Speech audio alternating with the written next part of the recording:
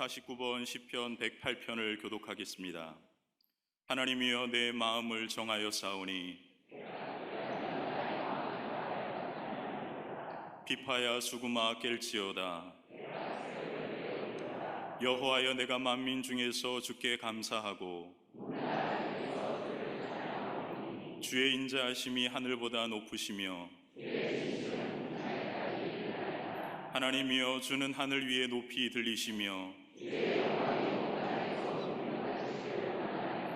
주께서 사랑하시는 자들을 건지시기 위하여 우리에게 응답하사 오른손으로 구원하소서. 아멘.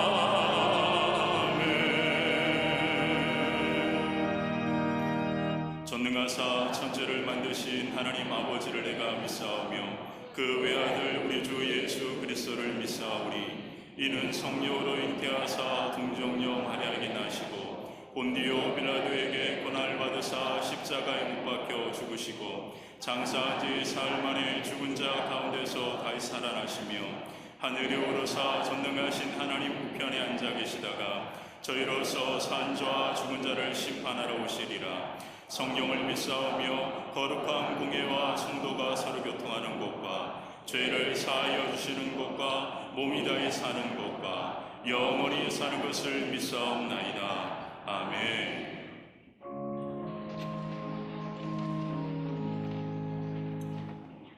이 시간 모든 감사와 찬송을 아버지 앞에 올려드리며 신령과 진정으로 예배하오니 홀로 영광받아 주시옵소서. 우리 모두가 십자가의 은혜와 보혈이 아니면 아무것도 아닌 연약한 죄인임을 인정하고 고백합니다. 예수님의 십자가 보혈로 우리의 몸과 마음을 정결케 하사 하나님의 자녀의 권세를 누리며 살아가게 도와 주시옵소서. 광림의 모든 권속들이 새벽마다 하나님의 산 호렙에서 나라와 민족, 가정을 위해 눈물로 기도하오니 때를 따라 이른 비와 늦은 비를 내리시는 하나님의 은혜가 이 땅 위의 가정 가운데 충만하게 하여 주시옵소서. 우리의 기도를 들으시고 역사하셔서 하나님의 나라 거룩한 백성이 되게 하실 줄 믿습니다. 하나님의 산 호렙에서 찬송하며 기도할 때 하늘의 문을 여시고 성령 충만한 은혜가 임하게 하여 주시옵소서. 기도하는 모든 성도들의 걸음과 가정 위에 여호와의 복이 임하여 창대하고 왕성케 하시고 특별히 무더운 여름에 시험을 준비하는 자녀들과 가정을 떠나 군대에 복무 중인 자녀들과 해외에서 공부하며 직장을 다니는 모든 자녀들과 가정 위에도 하나님께서 늘 함께 하셔서 범사에 영통케 하여 주시옵소서. 역사를 주관하시는 전능하신 하나님, 사랑하는 이 나라, 이 민족을 불쌍히 여겨 주시옵소서. 전능하신 하나님의 손으로 이 나라, 이 민족을 붙들고 계신 줄 믿습니다. 이 어려운 시기에 모든 지도자들의 마음과 생각을 주관하여 주시고 분열과 다툼을 그치고 자로나 우로나 치우치지 아니하고 하나님의 뜻이 온전히 성취되는 거룩한 나라, 하나님의 소유된 백성이 되게 하여 주시옵소서. 북핵 문제와 여러 가지 국제관계의 어려운 문제들이 풀어지게 하시고 지금도 복음으로 통일되는 그날을 위하여 숨죽여 기도하는 지하교회 성도들과 그 땅을 위해 기도하는 모든 성도들의 눈물을 기억하시사 한라에서 백두까지 그리스도의 푸른 계절이 임하게 하여 주시옵소서. 우리 교회를 세계 가운데 위대한 교회로 세워주신 하나님, 우리 교회가 믿음의 선한 증거로 세상을 화평케 하는 교회가 되게 하심을 감사드립니다. 모든 성도들이 간절한 마음으로 호렙산의 은혜 가운데 나아가며 30여 년 동안 변함없는 은혜와 은총으로 역사하신 하나님께서 놀라운 일들을 행할 것을 기대하고 소망하며 우리의 기도에 응답하여 주실 줄 믿습니다. 호렙산의 놀라운 하나님의 영광이 기도하는 모든 성도들과 심령과 가정 위에 충만하게 역사하사 하늘의 문을 여시고 성령의 단비를 내려 주시옵소서. 40일의 영적인 은혜의 대항해를 앞에서 이끌어 가시는 감독님과 담임 목사님께 성령의 권능과 말씀의 능력으로 충만하게 하시고 모든 성도들의 걸음과 가정을 주님의 날개 아래 지켜 보호하여 주시옵소서. 호렙산의 떨기나무 불꽃같이 성령과 권능으로 역사하사 속회와 선교회가 건강하게 세워지게 하시고 세우신 모든 목회자들과 임원들에게 성령으로 충만케 하셔서 우리 교회를 통해 이 시대에도 초대교회 부흥의 역사가 계속해서 이루어지게 하여 주시옵소서. 변함없는 열정과 사랑으로 오늘도 기도의 자리를 걸음을 나아가시는 감독님께 늘 신원의 강건함을 허락하시고 광림전을 이끌어가시는 담임 목사님께 신령한 말씀과 성령의 권능으로 충만케 하사 한국교회, 세계교회 영적 지도자로서의 사명을 넉넉히 감당케 하여 주시옵소서. 믿음의 다음 세대는 교회 학교 자녀들과 청년들이 부흥하게 하시고 하나님의 말씀과 기도 가운데 예수 그리스도의 꿈을 꾸어 하나님의 나라, 이 나라의 민족 위에 귀하게 쓰임받는 거룩한 걸음이 되게 도와 주시옵소서. 성령왕국 2019 청년대회를 통하여 절망과 소망이 없는 이 시대에 새벽 이슬 같은 주의 청년들이 성령의 권능과 예수 그리스도의 심장으로 그 마음을 가득 채우고 들풀처럼 일어나 어두운 세상에 빛을 비추게 하여 주시옵소서. 몽골과 블라디보스톡 선교센터와 수도원 성전 건축의 리모델링 과정을 합력하여 선을 이루시는 하나님의 손길로 주관하여 주시고 하나님의 능력의 거룩한 재단들로 거룩하게 사용하여 주시옵소서. 이 시간 하나님 목사님을 통해 선포된 하나님의 말씀은 살아있고 능력이 있어 예배하는 모든 성도들의 연약한 육체와 마음을 치유하시고 거룩한 제단을 통하여 생수의 강 같은 은혜가 흘러넘치게 하여 주시옵소서.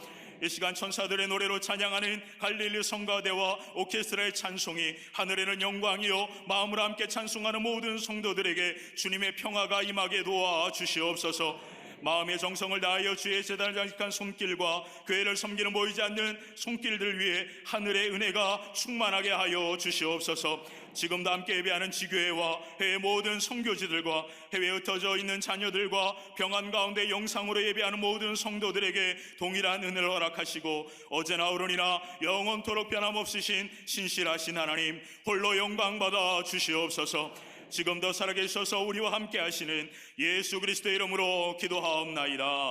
아멘.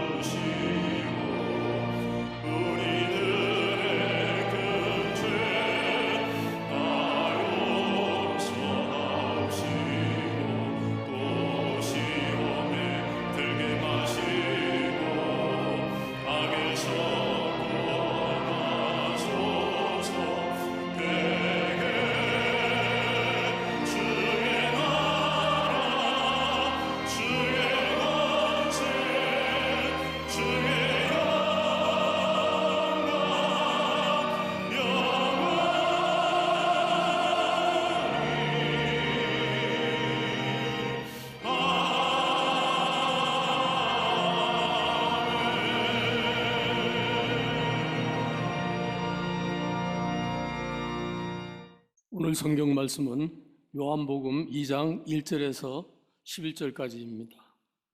사흘째 되던 날 갈릴리 가나에 혼례가 있어 예수의 어머니도 거기 계시고 예수와 그 제자들도 혼례의 청함을 받았더니 포도주가 떨어진지라 예수의 어머니가 예수에게 이르되 저들에게 포도주가 없다 하니 예수께서 이르시되 여자여 나와 무슨 상관이 있나이까 내 때가 아직 이르지 아니하였나이다.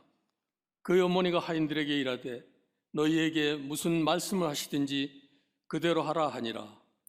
거기에 유대인 정결 예식을 따라 두세 통 드는 돌 항아리 6이 놓였는지라. 예수께서 그들에게 이르시되 항아리에 물을 채우라 하신즉 아기까지 채우니 이제는 떠서 연회장에게 갖다 주라 하시매 갖다 주었더니 연회장은 물로 된 포도주를 맛보고도 어디서 났는지 알지 못하되 물도온 하인들은 알더라. 연회장이 신랑을 불러 말하되 사람보다 먼저 좋은 포도주를 내고 취한 후에 낮은 것을 내거늘 그대는 지금까지 좋은 포도주를 두었도다 하니라. 예수께서 이 첫 표적을 갈릴리 가나에서 행하여 그의 영광을 나타내심에 제자들이 그를 믿으니라. 아멘.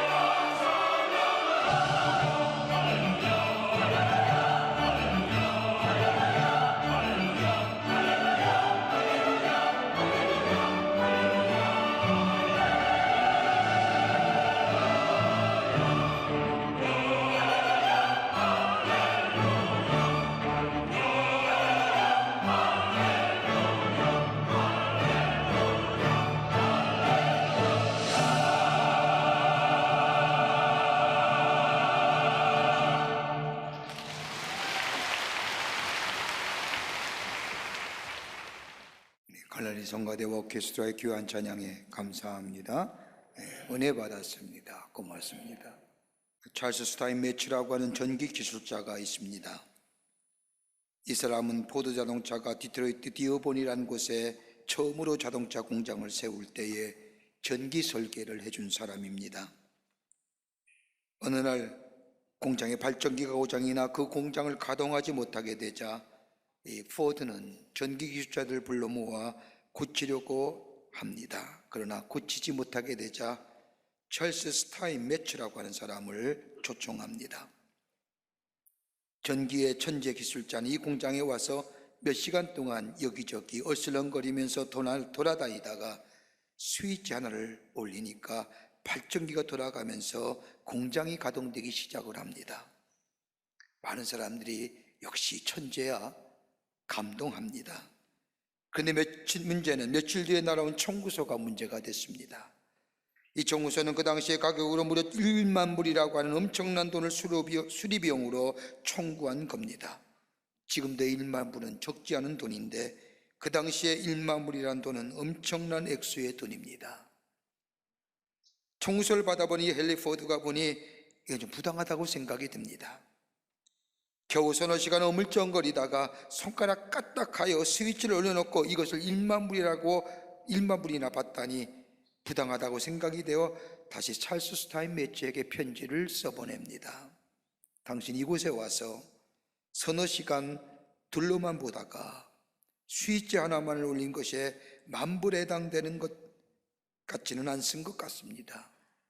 혹시 계산이 잘못된 것 같으니 다시 계산하여 보내주시기를 바랍니다 라고 하면서 정중하게 편지를 써서 보냈습니다. 그 얼마 후 다시 스타인매츠가 계산서를 보내왔는데 그 계산서에는 좀 더 자세하게 항목이 적혀져 있었습니다. 발전기 주변을 얼짱거리면서 만지작거린 것에 대한 청구 10불, 어디를 만져야 하는지를 알고 있는 것에 대한 청구 9,990불. 헨리 포드는 이 청구서를 보면서 아무 말 없이 그에게 10,000불을 지불했다는 이야기가 있습니다. 여러분, 세상을 살면서 문제가 없는 사람이 없을 겁니다. 문제를 해결하는 것도 중요하지만 문제의 원인이 어디에 있는가를 진단하는 것이 매우 중요합니다. 진단이 잘못되면 처방도 잘못되고 처방이 잘못되면 전국에는 큰 어려움을 봉착하는 것을 보게 됩니다.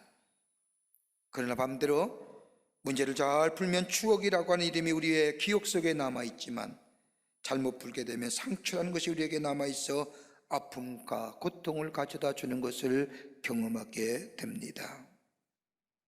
사회심리학자들에 의하면 아버지와 관계가 원만하지 못한 사람은 사회에 나아가서 상사와의 관계가 원만하지 못하다고 말합니다. 또한 중독이 있는 아버지를 둔 딸이 중독성 있는 배우를 만날 확률이 70%랍니다. 여러분, 우리 잘못된 기억과 아픈 상처 우리 속에 남아있으면 남아있을수록 우리에게 큰 어려움을 주고 그것은 과거의 문제가 아니라 지금 우리의 삶의 자세와 더불어서 우리의 태도와 우리의 가치관에 영향을 준다고 할 것입니다. 예수님의 삶을 주인으로 모시고 살면서 믿음으로 다가오는 수많은 문제를 이기며 자신의 일터에서나 그 밖의 장소에서 하나님을 영화롭게 하며 풍요롭게 살았던 삶의 모습을 본 사람들의 모습을 보면 몇 가지의 특징이 있습니다. 그 하나가 뭐냐면 예수 그리스도를 자신의 삶 속에 온전히 받아들였다는 겁니다. 그것이 축복의 시작이었습니다. 자신의 삶 가운데 예수님을 만나고 예수님을 동행하며 예수님을 내 삶의 주인으로 모셨다는 겁니다. 두 번째 특징은 순종이었습니다. 우리 교회도 사업하시는 분들이 굉장히 많습니다. 여러분, 사업이라는 거 가만히 옆에서 이렇게 뵈면 쉽지 않습니다. 다 사업하는 것 같지요? 성공하는 사람이 그렇게 많지 않습니다. 여러분, 다른 것은 좀 시간적인 여유가 있고 워닝이 있지만 사업은 하루아침에 날아가는 거예요. 한순간에 버튼 하나 잘못 누른 바람에 그 사업이 하루아침에 무너져 내는 것을 종종 봅니다. 항상 위험을 가지고 하는 거지요. 그러다 보니 한 가지만 생각하는 것이 아닙니다. 여러 가지로 복합적으로 생각합니다. 그뿐 아니라 철저하게 계산하며 사합니다. 그런데 예수를 믿고 예수를 자신의 삶의 주인으로 모시고 사는 사람들 가만히 보면 이상하리만큼 단순합니다. 하나님의 말씀에 그대로 순종합니다. 그럴 때마다 저렇게 생각이 많은 사람이 하나만 생각하는 것이 아니라 미래를 바라보며 좌우를 살피며 복합적으로 생각하는 저 사람이 어떻게 하나님의 말씀에 저렇게 철저하리만큼 순종할 수 있을까 정도로 순종합니다. 순수하게 순종하는 겁니다. 또 하나 특징이 있다고 한다면 하나님의 자신에게 준 축복과 그 은혜를 자신의 맘만 누리는 것이 아니라 다른 사람과 함께 나누며 함께 기뻐합니다. 하나님으로 받은 은혜 자신들이 쓰기도 부족하지만 그럼에도 불구하고 저들은 자신의 받은 은혜를 자신들과만 쓰지 아니하고 다른 사람을 위하여 함께 쓰며 나누며 그로 인하여 더 풍요로움을 누리는 삶을 살아가는 것을 보게 됩니다.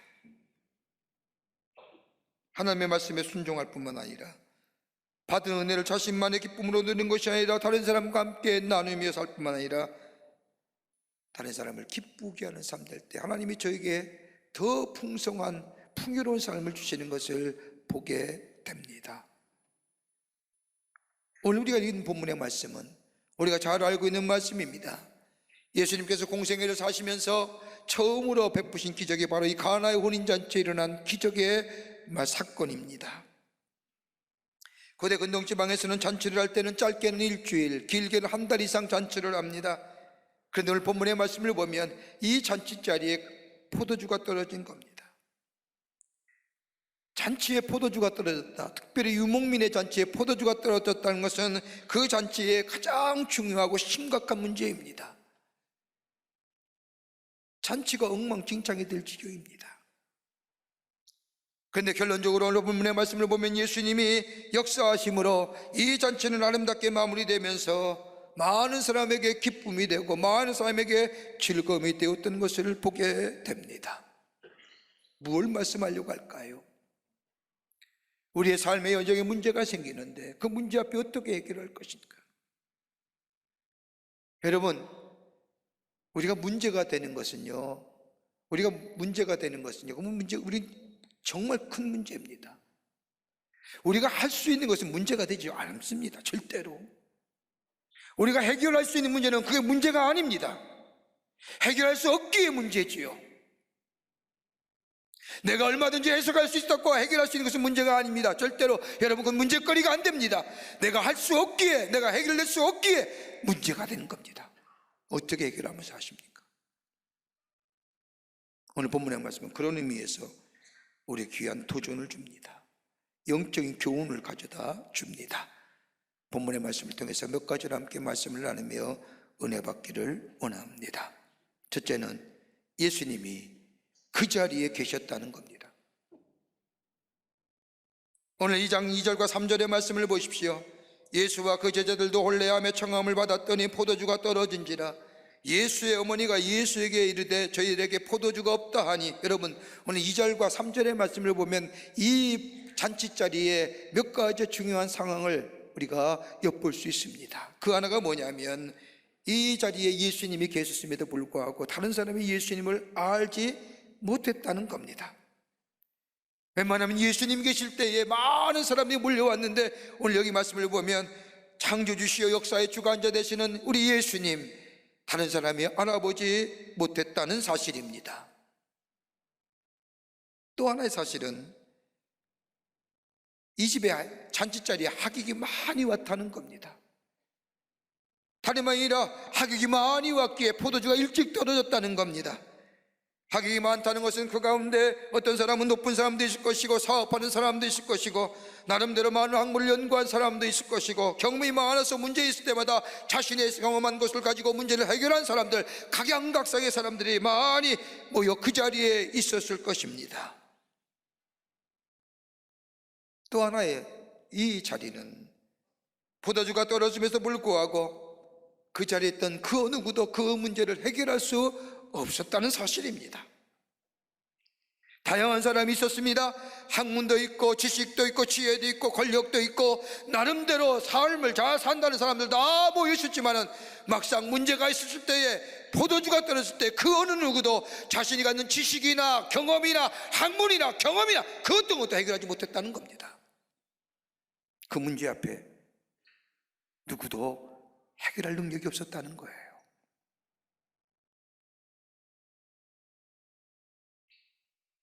문제가 해결되고 정말 잔치집의 기쁨이 회복될 수 있도록 보는 것은 다름이 아니라 예수님이시라는 겁니다. 2장 11절의 말씀을 보면 예수님이 행하신 이 놀라운 일들을 가리켜서 말하기를, 예수님께서 이 표적을 갈릴리 가나에서 행하여 그의 영광을 나타내심에 제자들이 그를 믿느니라. 표적입니다. 여러분, 표적이라는 게 무엇일까요? 최종적으로 나타내고 하는 의미와 뜻이 표적입니다. 예수님께서 가나의 혼인잔치에서 기적을 이루실 것은 다름 아니라 오늘 2장 11절의 말씀처럼 제자들로 하여금 예수님이 구세주가 되심을 믿게 하기 위한 목적이었다는 겁니다. 예수님이 우리의 구세주가 되심이, 예수님이 우리의 구원의 주가 되심이 이적과 기적이 가지고 있는 목적이라는 겁니다. 여러분, 가만 보세요. 기도하고 병 낫는, 이거 중요한 사실입니다. 기도하면 병 고침의 역사가 있습니다. 기도하면 우리의 삶이 새로워집니다. 놀라운 아직도 기적과 이적의 역사가 일어납니다. 여러분, 이적과 기적이 문제가 아니라 이적이 나타난 그 뜻, 기적 속에 담겨진 그 뜻이 뭐냐? 누가 기적을 행하시느냐? 다름이 아니라 예수 그리스도가 기적의 주인공이시고, 예수 그리스도가 기적을 베푸시는 다름이 아니라 예수님이야말로 하나님의 아들 되심과 더불어서 그를 힘입어 새로운 생명의 역사를 얻게 하신다고 하는 계시적 사건, 기적이 갖고 있는 의미입니다. 그렇게 기적에 관심이 아니라 그 뒷면에 있는 행하신 이가 누구시냐, 그 목적이 무엇인가를 알고 믿게 될 때에 그것이 우리로 하여금 기적의 새로운 의미가 우리에게 다 가져오는 겁니다. 많은 사람은 드러나는 모습에 관심이 있지요. 그러게 요한복음 20장 30절과 31절의 말씀을 보면 예수께서 제자들 앞에서 이 책에 기록되지 아니한 다른 표적도 많이 행하셨으니, 다른 표적도 많이 행하셨다는 겁니다. 오직 이것을 기록함은, 이 표적과 기적과 이사를 기록함은 하나님의 아들 그리스도이심을 믿게 하려 하심이라. 또 너희로 묻고 그 이름을 힘입어 생명을 얻게 하려 하심이라. 예수를 바르게 믿고 예수 믿어 생명의 역사를 얻게 하시기 위해서 하나님이 기적을 베푸시고 이적을 베푸시고, 그것이 바로 하나님의 계시적 사건이라는 겁니다. 마가복음 6장 51절 말씀을 보세요. 이하의 말씀을 보면 예수님의 제자들이 배를 타고 벳세다로 건너가다가 큰 풍랑을 만납니다. 이 배에는 예수님의 제자들이 타고 있습니다. 예수님의 제자들 가운데 7명의 저 바닷가 출신입니다. 연륜과 경험과 지혜와 지식이 많았던 벳사람들입니다. 베드로와 안드레와 야고보 요한이 예수를 만난 것도 뱃개에서 나온 그물을 깃다가 예수를 만난 사람들입니다. 그런데 그 풍랑으로 인하여 배가 파손될 지경에 이릅니다. 그 엄청난 풍랑 앞에 저들의 지식도, 저들의 경험도, 저들의 연유도 그 풍랑을 잠재울 만한 아무런 능력이 없었습니다. 뱃사람에도 불구하고요, 나름대로 연륜이 있다고 살았다고 하는 사람들도요. 그런데 예수님이 배에 오름으로 풍랑이 잔잔해졌습니다.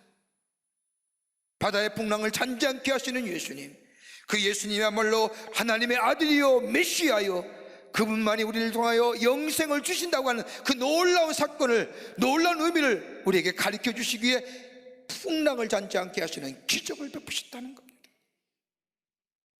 똑같은 사건을 기록한 마태복음 14장 32절과 33절의 말씀을 보면 배에 오름 깨오름에 바람이 그치는지라 배에 있는 사람들이 예수께 절하여 이르되 진실로 하나님의 아들이로소이다 라고 말하였더라 라고 말합니다.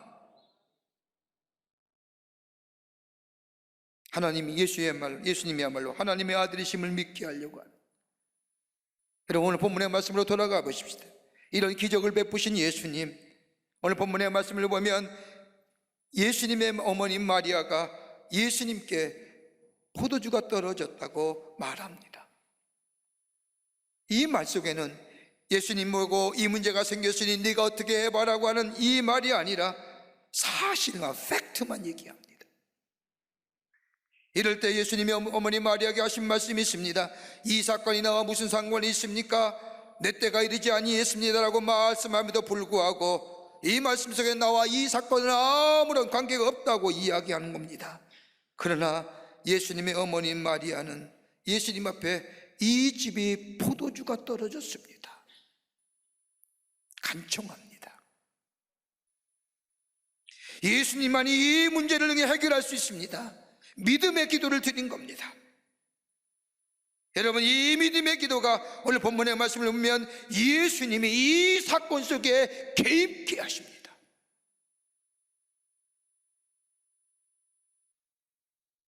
여러분, 믿음이란 게 무엇입니까? 단순히 하나님의 아들이신 예수 그리스도를 믿고 믿음으로 통하여 영원한 생명을 얻고 기쁨을 얻는 삶, 분명한 사실입니다. 그러나 우리의 삶 속에서 믿음의 생활한다는 게 어떤 의미가 있을까요? 다른 의미가 아니라 내 사건에 내가 해결하지 못할 문제를 가지고 그 사실을 주님 앞에 아뢰므로 인하여 주님을 하여금 내 사건에 내 문제에 개입하게 하는 것, 이게 믿음이 있다는 겁니다. 이게 믿음으로 산다는 겁니다. 주님, 나의 문제는 이러합니다. 사실을 얘기하는 겁니다. 내 삶의 문제를 주님께 아뢰므로 인하여 주님으로 하여금 내 삶의 문제에 개입하게 하시고 그 문제에 개입하신 우리 주님, 우리 문제를 해결해 주심으로 응답해 주시는 겁니다. 여러분, 이것이 반복되어지면, 이것이 우리에게 동기유발이 되고 이것이 우리의 삶 속에 반복되어지게 되면, 여러분, 우리의 믿음이 장성한 믿음의 분량으로 자라는 이유가 여기 있습니다. 내 문제를 놓고 하나님이 개입하시도록 간절히 기도합니다. 하나님, 문제가 일어났습니다. 어떡할까요? 기다릴까요? 주님이 기다리고 하시면 기다리겠습니다 하고 하나님 앞에 사실을 내어놓고 주님의 내 문제 속에 개입하기를 기도하며, 그럴 때 주님은 나의 삶의 문제에 개입하시고 응답해 주시고, 그리고 이것이 내 삶의 동기유발이 되어 내 삶의 문제가 있을 때마다 주님, 내 문제가 이렇습니다, 내 문제에 개입하여 주십시오라고 믿음의 기도할 때 주님이 응답하시어 내 삶에 개입하시고, 이것이 내 삶 속에 계속되어질 때 우리의 믿음이 장성한 믿음의 분량이 되어 믿음의 성숙한 자리에 이르게 되는 겁니다. 이 믿음이 있다는 거예요.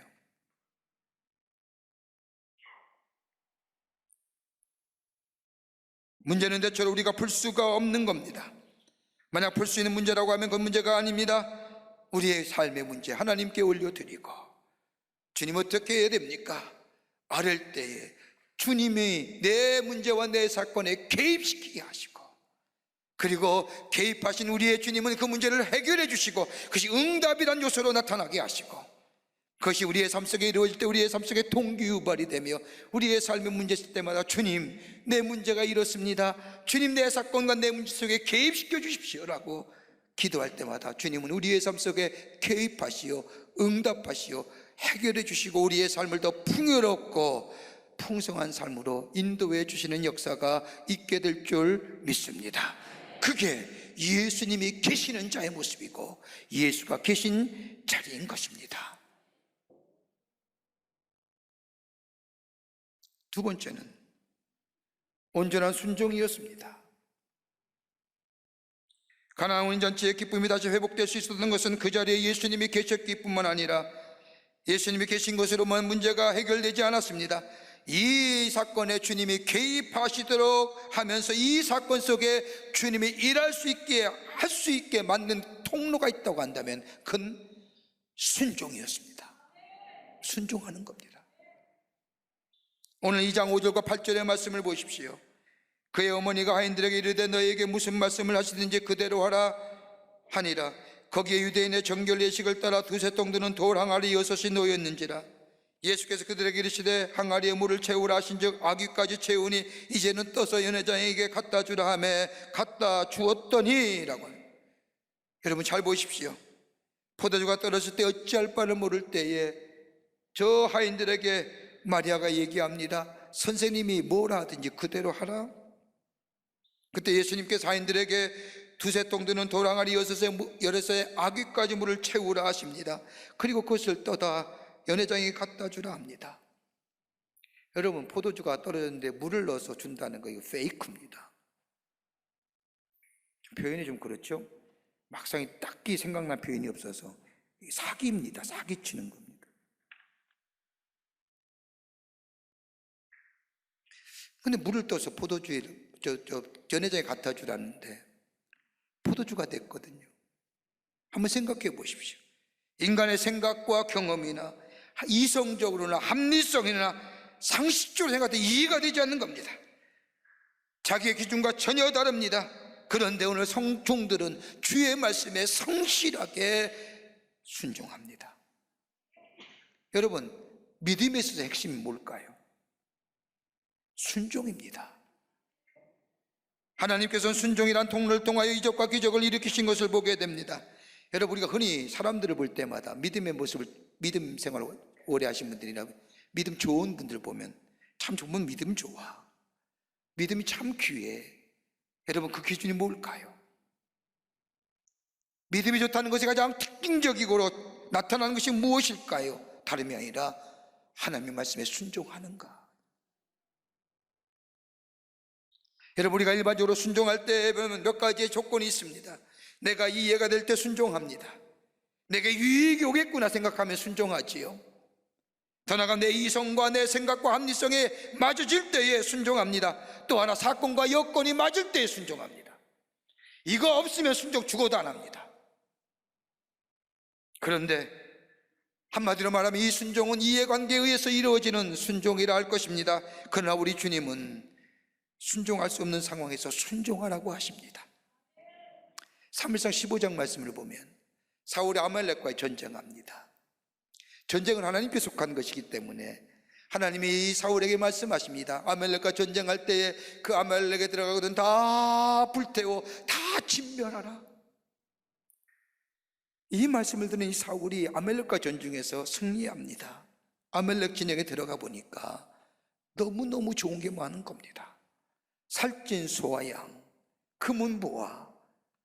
사울은 도무지 그것을 불태워댈 마음이 없었습니다. 왜요? 여러분, 성경에 나타난 사울의 모습이 우리가 어리석은 사람, 하나님의 말씀을 듣지도 못하는 사람 이렇게 얘기하지만 사울처럼 성경에 나타난 합리적이고 이성적인 사람이 없습니다. 보니까 생각이 좀 달라요. 저거 소와 양, 살찐 송아지 소와 양을 가져다가 잘 해서 하나님 앞에 제사 드리면 얼마나 좋을까. 저 금은보와 저 옷감들 다 불태워버리기 전에는 우리 백성들에 갖다 주면 얼마나 좋을까, 잘 살지 않을까. 지극히 합리적인 거예요. 이 사울은 하나님의 말씀을 거역하고 소와 양의 살찐 송아지와 양을 가지고 돌아옵니다. 금은보화를 그대로 가지고 옵니다. 이걸 아는 사무엘이 사울을 찾아와서 얘기하지요. 어찌 된 겁니까? 하나님이 다 불태워버리라고 진멸하고 있는데 어찌 된 일입니까? 그때 사울이 얘기합니다. 내가 가보니 살찐 소와 양이 얼마나 좋은지 이거 잘 가져다가 하나님 앞에 제사 드리면 하나님이 얼마나 기뻐하시겠습니까? 여러분, 성경 말씀을 보십시오. 우리 하나님은 제사에 관해서 얼마나 신경 쓰시는지 아십니까? 성경의 말씀이면 성경 일일이 레위기나 민수기의 말씀을 보면 제사를 어떻게 드려야 되는지, 속죄와 속건제와 저 제사들은 어떻게, 번제는 어떻게 드려야 되는지, 화목제는 어떻게 일일이 제사의 방법이나 어떻게 제사 드릴 것인가를 가르쳐 주신 분이 우리 예수님이십니다. 우리 하나님이십니다. 지금의 하나님 예배를 어떻게 드려야 할 것인가 자세히 가르쳐 주십니다. 다른 말하면 하나님 꼭 예배를 챙기시는 분입니다. 그런데 불순종하는 이 사울의 모습을 보면서 사무엘이 사울에게 말합니다. 우리 하나님은 제사보다 순종을 원하느니라.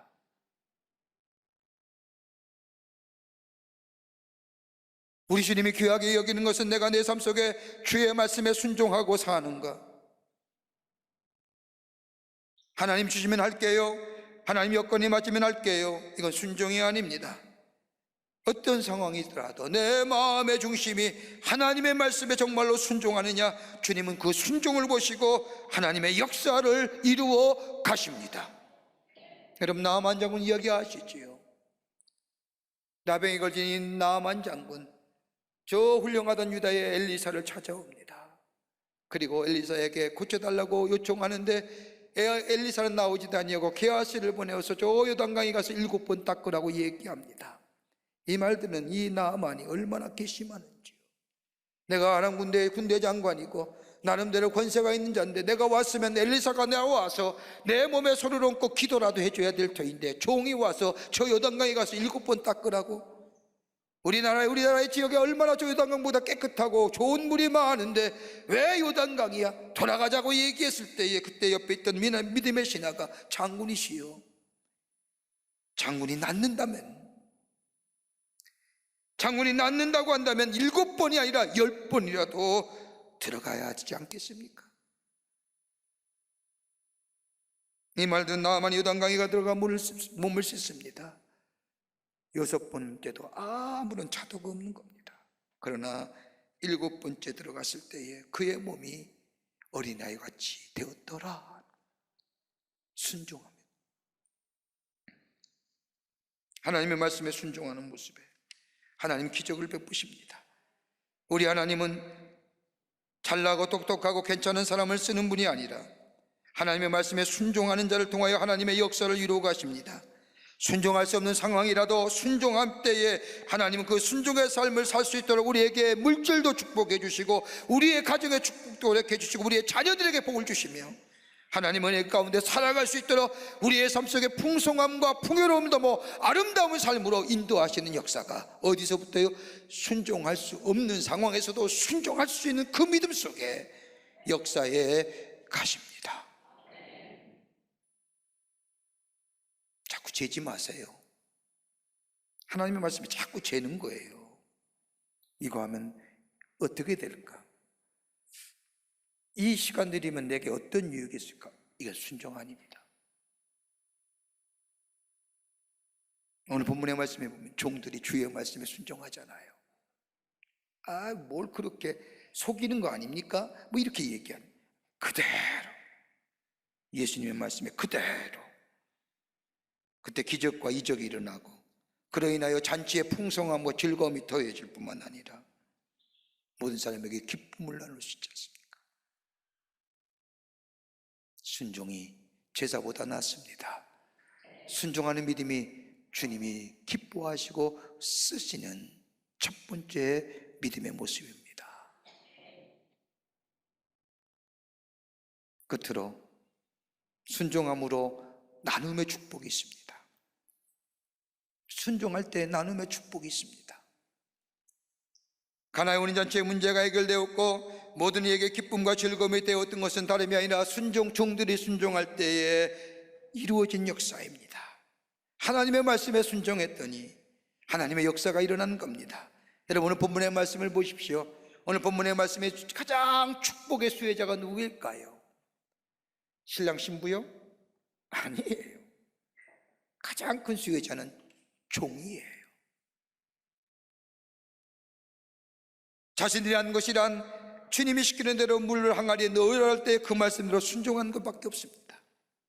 그런데 물이 변하여 포도주가 된 것을 경험한 이 놀라운 종들, 이 놀라운 경험을 한 종들, 잔치가 다 파했어도 그 흥분이, 그 여운이 그의 마음속에 남아있는 겁니다. 어저께 그랬지. 와, 정말 대단했어.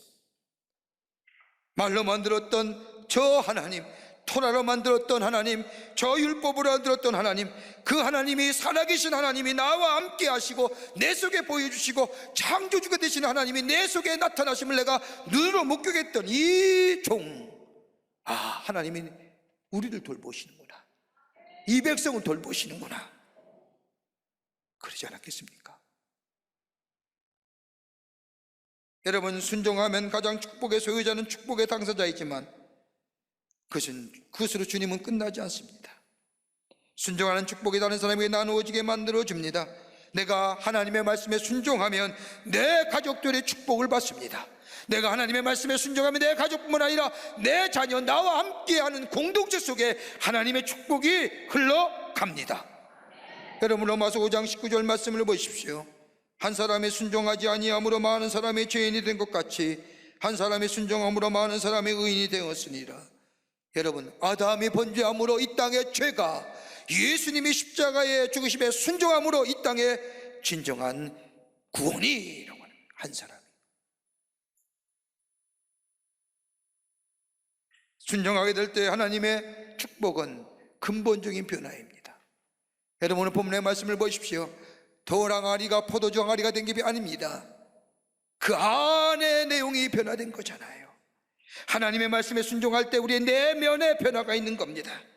하나님의 말씀이 내 안에, 내가 순종할 때 내 안에 보는 시각을 다르게 하시고 태도를 변화시켜 주시며 과거를 해석하는 해석의 관점을 다르게 해주시며 더 나아가 삶의 목표를 확실하게 해 주시는 겁니다. 내면의 변화가 내 미래와 내 장래의 삶에 하나님의 축복을 받을 만한 자로 세워주시는 겁니다. 거기에 풍요로와 풍성함이, 아름다운 삶이 있어지게 되는 겁니다. 이거 얘기하는 겁니다.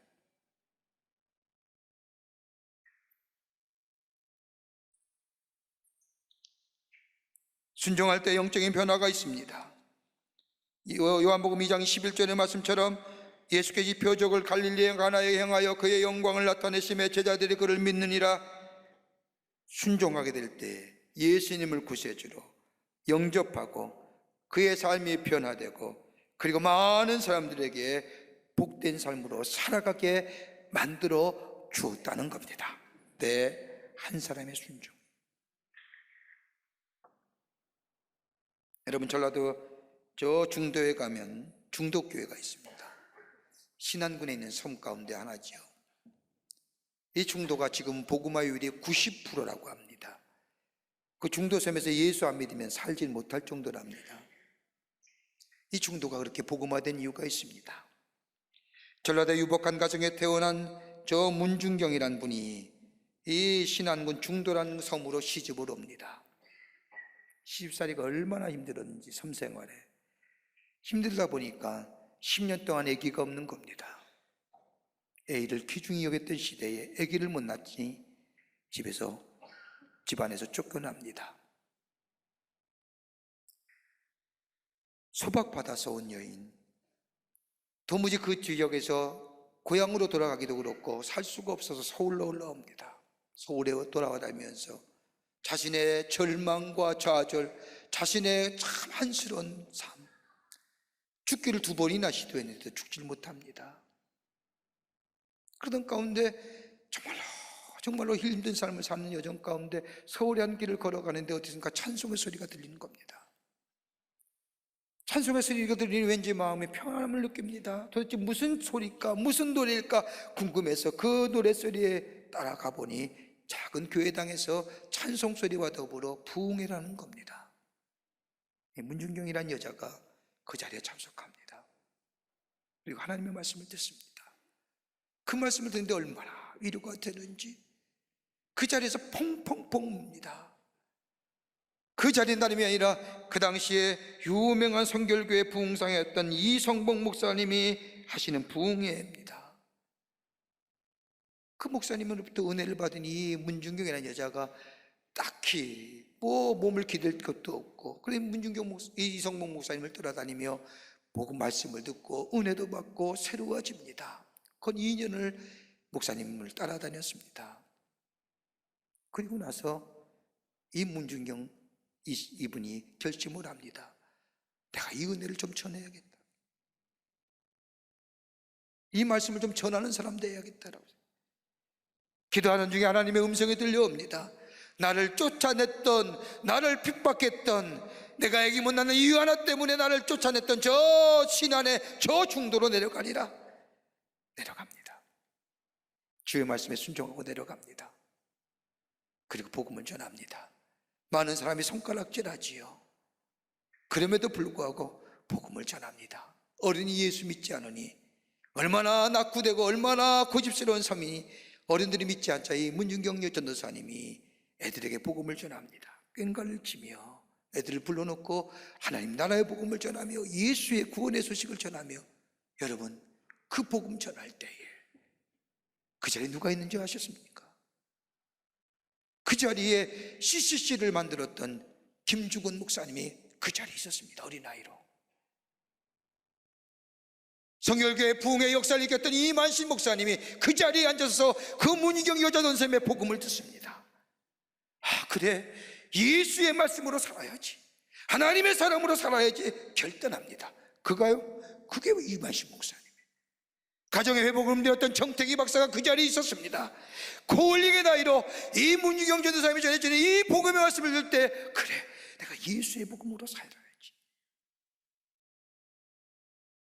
한 사람의 순종이 1970년대 80년대 한국교회에 새로운 부흥의 역사를 놓았던 인문들을 세웠던 겁니다.